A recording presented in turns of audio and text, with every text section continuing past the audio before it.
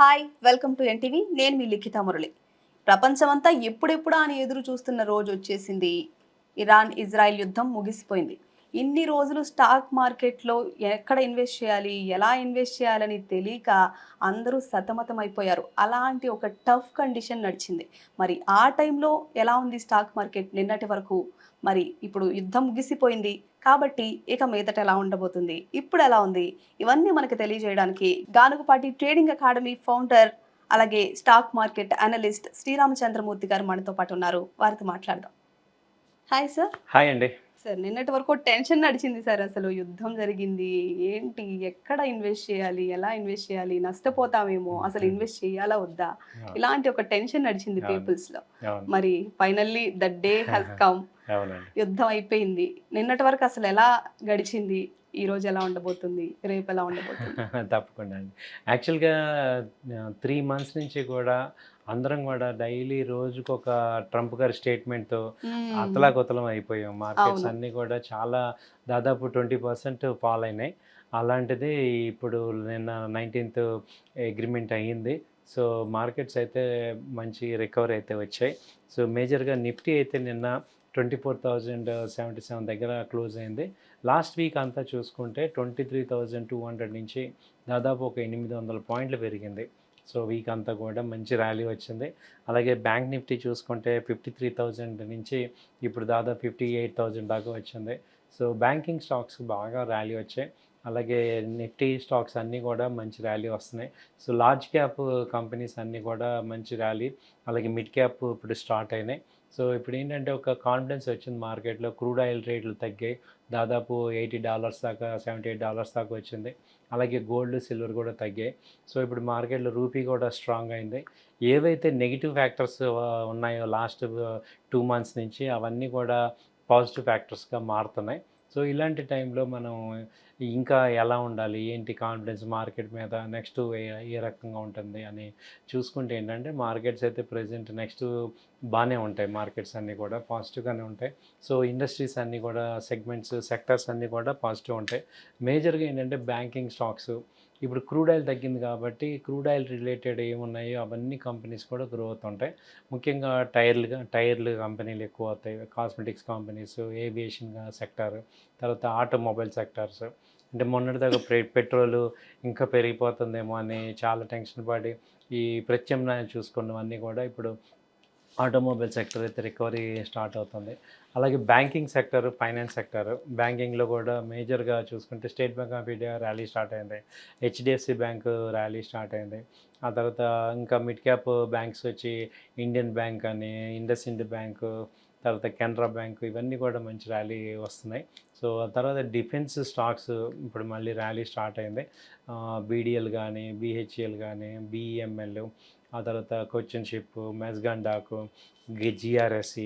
So, ఇవన్నీ కూడా ర్యాలీలో పార్టిసిపేట్ చేస్తున్నాయి. ఇంకా ఇప్పుడేంటంటే మార్కెట్స్ ఆల్ టైమ్ హై ఎళ్ళే అవకాశాలు ఉన్నాయా నెక్స్ట్ అంటే కమింగ్ 6 మంత్స్ నుంచి 1 ఇయర్ చూసుకుంటే మళ్ళీ ఇక్కడ మనని గ్రోత్‌ని ఆపేసే ఇన్సిడెంట్స్ అయితే ఇంక లేవు. ప్రెజెంట్ ఇండియన్ గ్రోత్‌ని ఏంటంటే ఇప్పటిదాకా ఏమైంది, ఈ ఇంపోర్ట్స్ పెరగటం, అలాగే క్రూడ్ ఇంపోర్టు తీసుకోవటం, ఎక్స్‌పోర్ట్స్ తగ్గటం, అలాగే టారిఫ్స్ వీటన్నిటి ఇబ్బంది పడ్డాం 2 ఏళ్ల నుంచి. ఇప్పుడు అమెరికా వాళ్ళెటు టారిఫ్స్ మనకి అగ్రీమెంట్స్ వచ్చాయి. అలాగే యూరోపియన్ యూనియన్‌తో కూడా టారిఫ్ వచ్చింది. అలాగే రష్యా నుంచి కూడా మనకి వచ్చాయి. తర్వాత గల్ఫ్ కంట్రీస్ నుంచి వచ్చాయి. Total almost African countries, Australia మనకిప్పుడు అన్ని కంట్రీస్‌తోనూ వాణిజ్యం వచ్చేసింది. అలాగే ఈ హార్ముజ్ జలసంధి రిలీజ్ అయిపోయి మొన్న హ్మ్. షిప్స్ అన్నీ కూడా మూవ్‌మెంట్ వచ్చాయి. కాబట్టి ఇప్పుడు ఇండియాకి ఎక్స్టర్నల్‌గా పెద్ద ఇంపాక్ట్స్ ఏమి లేవు. అలాగే మనము పాకిస్తాన్‌తో మళ్ళీ వార్ వచ్చే అవకాశాలు ఏం లేవు. టెర్రరిస్టులు ఏం లేవు. సో, కాబట్టి ఏంటంటే రూపీ కూడా స్ట్రాంగ్ అవుతూ ఉంటాయి. మాన్సూన్ ఇప్పుడు మంచి వర్షాలు పడుతున్నాయి. సో, ఇవన్నీ కూడా పాజిటివ్ ఇన్సిడెంట్స్ ఉన్నాయి కాబట్టి అన్ని సెక్టర్స్ ఇప్పుడు గ్రోత్ అనేది స్టార్ట్ అవుతుంది. మెయిన్ అగ్రికల్చరల్ సెక్టర్ అయితే ఇప్పుడు మంచి భూమిలోకి వచ్చే ఉంది. అలాగే వాటిల్లో ఎక్కువ ఏమున్నాయంటే ఈ నైట్రోజన్, ఫాస్ఫేటు, ఈ యూరియా కంపెనీసు, తర్వాత ఈ పురుగు మందులు, పెస్టిసైడ్స్ ఇవన్నీ కూడా గ్రో అయ్యే ఛాన్సెస్ ఉంటాయి. So, okay. సెక్టర్స్ అన్నీ కూడా ఓకే. సార్, జరుగుతాయి. ఇప్పుడు ఆయిలు, డీజిలు ఇదంతా కూడా బాగా ఆహ్, టైట్ గా ఉండింది యుద్ధం జరిగినన్ని ఉమ్, రోజులు కూడా. ఉమ్, ఇప్పుడు పరిస్థితి ఏంటి? ఇప్పుడు అంటే అందులో ఆ సెగ్మెంట్ లో ఇన్వెస్ట్ చేసిన వాళ్ళు ఉమ్. ఇప్పుడు ఒక్కసారిగా లాభాలు పొందే అవకాశం ఉందంటారా? అవకాశం ఉందండి. ఎందుకంటే ఆయిల్ సెక్టర్‌లో బీహెచ్‌ఈఎల్ మనం చూస్తున్న ఆయిల్ సెక్టర్ అంతా కూడా ఓఎన్‌జీసీ అని, తర్వాత ఈ హెచ్‌పీసీఎల్, హిందుస్థాన్ పెట్రోల్ ఇవన్నీ కూడా ఇవి కూడా ప్రాఫిట్‌లోకి వచ్చేస్తున్నాయి. ఎందుకంటే వాటికి ఆ రేటు పెరగటం, అలాగే ఇంటర్నేషనల్‌గా రేటు తగ్గటం వల్ల వాటికి ఇప్పుడు ప్రాఫిట్స్ వచ్చే ఛాన్స్ ఉంది. రిలయన్స్, సో ఈ ఐజీఎల్ ఇవన్నీ కూడా. ఇప్పుడు ఇంకోటేంటంటే ఆయిల్ ఇది సప్లై ఎక్కువ ఉండటం వల్ల ఉమ్. సప్లై రావటం వల్ల అందరికీ కూడా సప్లై చేయగలుగుతారు. కాబట్టి మార్జిన్స్ పెరుగుతాయి.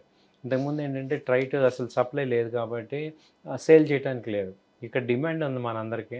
సప్లై లేకుండా ఇబ్బంది పడ్డాం. ఇప్పుడు అదంతా తగ్గింది. అవును. దాదాపు పెట్రోల్ $20 తగ్గింది కాబట్టి మంచి ఇన్‌కమ్ వాళ్ళకి వచ్చే ఛాన్సెస్ ఉంటాయి.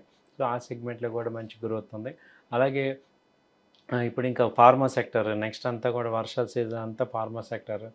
తర్వాత టెక్స్‌టైల్, సో సిమెంట్ ఇవన్నీ కూడా మంచి సెక్టార్స్, ఇవన్నీ గ్రో అవుతుంటాయి కాబట్టి మిడ్ క్యాప్ కానీ స్మాల్ క్యాప్ కానీ వాటిల్లో కూడా ఇన్వెస్ట్ చేసుకొని 1-2 సార్లు మంచి కంపెనీస్ టాప్ 500 కంపెనీస్లో వాళ్ళు ఇన్వెస్ట్ చేసుకుంటే ఒక 1 ఇయర్ 2 ఇయర్స్ హార్జన్ చూసుకుంటే మంచి ప్రాఫిట్స్ గెయిన్ చేయొచ్చు. అంటే మార్కెట్ మనం ఎలా చూడాలంటే ఒక లాంగ్ ప్రాస్పెక్ట్లో చూడండి. సో అయితే ఇంట్రాడే షార్ట్ టర్మ్కి కొంత అమౌంట్ పెట్టుకోండి. చాలామంది ఏంటంటే టోటల్ అమౌంట్ని ఏం చేస్తున్నామంటే ఓన్లీ ఇంట్రాడే చేస్తాం, లేదంటే అయితే లాంగ్ టర్మ్ చేస్తున్నాం. అలా కాదు, ఏం చేయాలంటే మనం కూడా కొంత బైఫర్కేషన్ చేయాలి.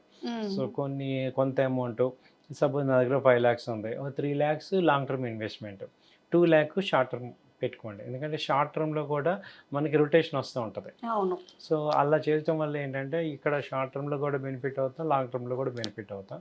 సో అలా చేసుకోవాలి. ఓన్లీ ఇంట్రాడే చేసినా డబ్బులు రావట్లేదు, ఓన్లీ ఆప్షన్స్ చేసినా రావట్లేదు. సో అన్నీ చేసేటట్టు ఉండాలి.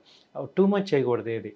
సో బాగా ఉంది, వాళ్ళ బాగుంది మార్కెట్, ఇంట్రాడే బాగుందంటే ఇంట్రాడే చేయండి, కొంత పొజిషనల్ ట్రేడ్ చేయాలి, ఆ తర్వాత లాంగ్ టర్మ్ ఇన్వెస్ట్మెంట్ అలా మనం చేసుకుంటే గ్రోత్ కనపడుతుంది. సో కొన్ని లాంగ్ టర్మ్, కొన్ని షార్ట్ టర్మ్ ఇలా పెట్టుకోవాలి. ఒకే దాంట్లో ఎక్కువ ఇన్వెస్ట్మెంట్ అనేది మంచిది కాదు అంటారు. అవునండి. ఓకే. ఒకే పని చేయకూడదు ఎక్కువ, అంటే అన్నీ ఉమ్. చేయాలి.